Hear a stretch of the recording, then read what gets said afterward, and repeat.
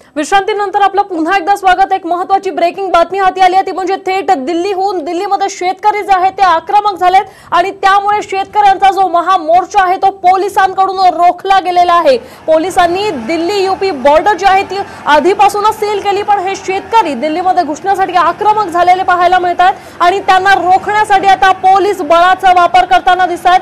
पाण्याचे फवारे जे आहेत ते शेतकऱ्यांवर पोलिसांकडून मारण्यात येत दृश्यांद्वारे आपण पाहू शकतो की मोठ्या संख्येने शेतकरी जे आहेत ते या दिल्ली यूपी बॉर्डरवर जमलेले आहेत आणि ही बॉर्डर पूर्ण पोलिसांकडून सील करण्यात आली आहे। परंतु शेतकऱ्यांना दिल्लीमध्ये घुसण्यासाठी आता पोलिसांकडून अडवणूक केली जात आहे। पाण्याचे फवारे जे आहेत ते शेतकऱ्यांना रोखण्यासाठी शेतकऱ्यांवर मारण्यात येतात, परंतु हे शेतकरी जे आहेत ते मोठ्या प्रमाणात आक्रमक झालेले पाहायला मिळतात।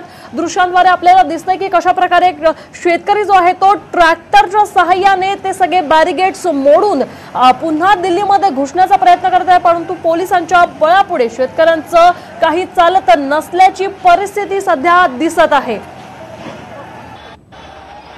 शेतकरी खूप मोठ्या प्रमाणात आक्रमक झालेत। आपल्या मागण्या पूर्ण करण्यासाठी खरं तर शेतकऱ्यांनी दिल्लीमध्ये हा महामोर्चा काढलेला आहे। 23 सप्टेंबर पासून या महामोर्चाला सुरुवात झाली आणि आज अखेर हा महामोर्चा जो आहे तो दिल्लीत धडकलेला आहे, परंतु या महामोर्चाला पोलिसांनी परवानगी मात्र नाकारलेली आहे। पोलिसांकडून या महामोर्चाला रोखण्यात आलेला आहे। दिल्ली यूपी बॉर्डर जी आहे ती पोलिसांकडून सील करण्यात आलेली आहे, परंतु शेतकरी आक्रमक पाहायला मिळतात। आपल्या ट्रॅक्टरसह शेतकरी बॅरिगेट्स मोडून दिल्लीमध्ये घुसण्याचा प्रयत्न करत आहेत, परंतु पोलीस जे आहेत ते पाण्याचे फवारे शेतकऱ्यांवर मारत आहे आणि शेतकऱ्यांना थांबवण्याचा प्रयत्न करत आहेत। हजारोच्या संख्येने शेतकरी जे आहेत ते आता दिल्लीच्या बॉर्डरवर दाखल झालेले आहेत। पोलीस देखील तैनात आहेत शेतकऱ्यांना अडवण्यासाठी, कारण या मोर्चाला पोलिसांनी मात्र परवानगी दिली नाहीये। शेतकऱ्यांकडूनच या बॅरिगेटची तोडफोड देखील झाल्याची दृश्य आपण पाहतोय। शेतकरी किती मोठ्या प्रमाणात आक्रमक झाल्याचं पाहायला मिळतं। पोलिसांनी या बॉर्डरवर सील करण्यासाठी बॅरिगेट्स लावलेले आहेत, ते शेतकऱ्यांकडून आता काढून फेकून देण्यात येत आहेत। कशा प्रकारे शेतकरी जे आहेत ते आक्रमक झालेले आहेत।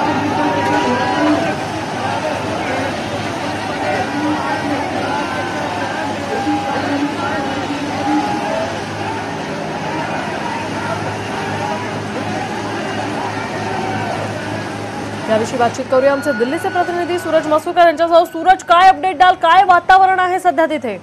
जसं आपण बघतोय की आज 2 ऑक्टोबर गांधी जयंती निमित्त हरिद्वार ते दिल्ली मोर्चा या दिल्लीच्या सीमेवरती पोहोचला आहे। ज्या शेतकऱ्यांनी जे आंदोलन सुरू केलं आहे त्याचा मोठ्या प्रमाणात त्याचं एक वेगळं आपल्याकडे चित्र पाहायला मिळत आहे। जसं की त्यांचा प्रयत्न आहे की राजघाटपर्यंत पोहोचून राजघाट ते संसद असं त्यांनी मोर्चा काढावा, दिल्लीत 144 लागू करण्यात यावा, पण तरीही अजून त्याच्यावरती काही परिणाम झाला दिसत नाही आणि अशा प्रकारे सूरज, सध्या शेतकरी तिथे आक्रमक झालेले पाहायला मिळतात, काय परिस्थिती आहे?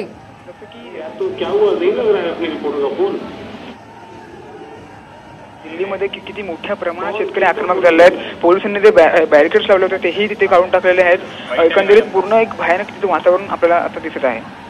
नक्कीच सूरज, सध्या शेतकरी जे आहे ते मोठ्या प्रमाणात आक्रमक झालेले पाहायला मिळतात। जे बॅरिगेट्स आहेत ते देखील शेतकऱ्यांकडून फेकून देण्यात आलेले आहेत। सुरक्षा जी आहे पोलिसांची त्याविषयी काय सांगाल?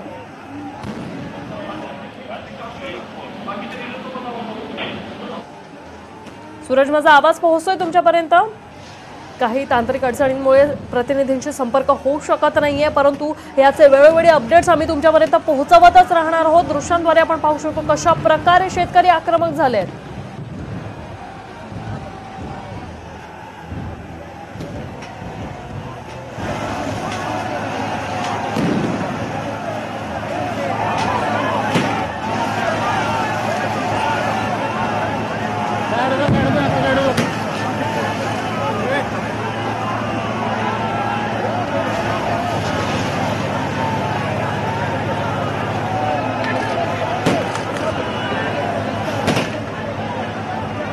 दृश्यांद्वारे आपण पाहू शकतो शेतकऱ्यांना पांगवण्यासाठी आता पोलिसांकडून धुराचा वापर करण्यात येत आहे। पाण्याचे फवारे मारून झाले आहेत। आता अश्रुधुराचा वापर या पोलिसांकडून करण्यात येत आहे, परंतु शेतकऱ्यांची संख्या पाहता पोलिसांचं त्यांच्यावर काही जम नाही बसत असल्याचं चित्र दिसतंय। शेतकरी खूप मोठ्या प्रमाणात आक्रमक झालेत।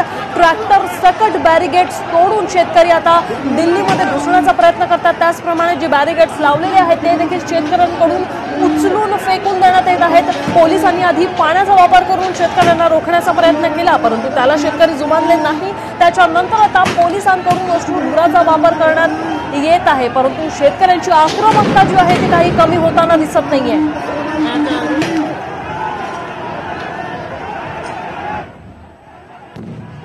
याविषयी बातचीत करूया आमच्या प्रतिनिधी वैशाली यांच्यासह। वैशाली, काय सांगाल, सध्या तिकडची आक्रमक परिस्थिती नेमकी कशी आहे?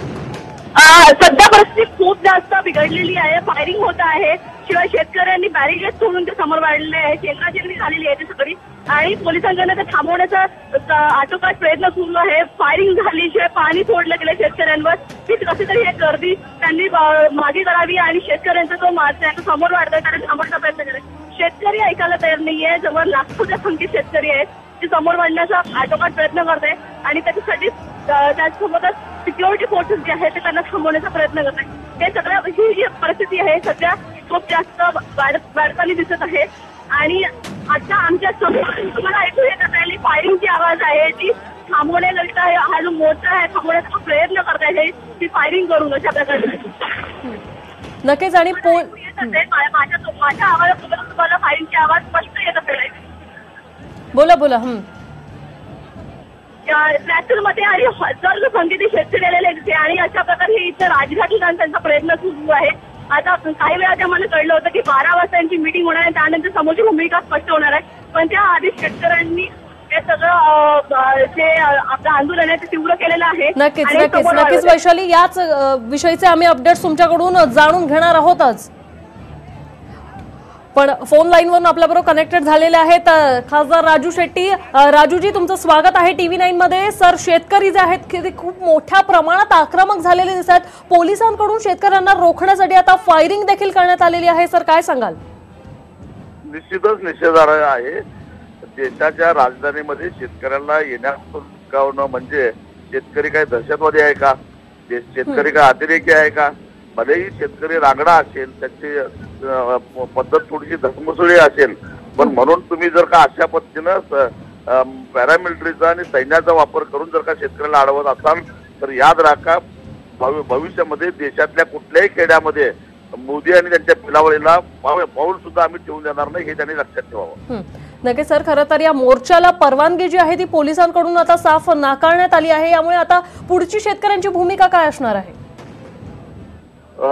हे आंदोलन हे भारतीय किसान युनियन म्हणजे राकेश टिकेत यांच्या नेतृत्वाखाली चालू आहे। संघटनेचं आंदोलन असतो, परंतु शेतकरी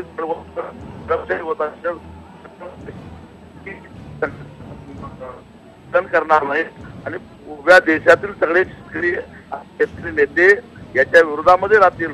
आणि ज्या पद्धतीने गेल्या वर्षी मंदसौर या मध्य प्रदेशातील गावातील शेतकऱ्यांना गोळीबारच्या माध्यमातून एन्काउंटर करून 6 शेतकऱ्यांचा बळी घेतला, त्यावेळी शिवराजजी चव्हाणांचा चेहरा उघडा पडलेला होता।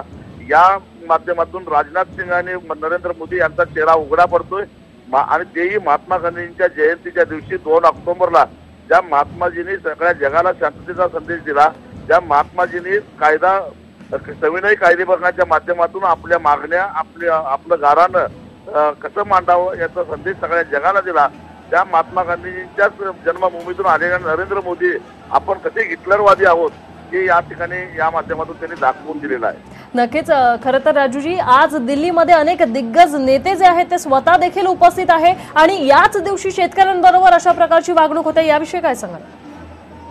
निश्चितच, म्हणजे मोदी सरकारचा दाखवण्याचा चेहरा वेगळा आहे आणि प्रत्यक्षामध्ये चेहरा वेगळा आहे। या कृत्यामुळे त्यांच्या चेहऱ्यावरचा बुरका टराटर फाटलेला आहे। नक्कीच सर, धन्यवाद, तुम्ही TV9शी बातचीत केली त्यासाठी।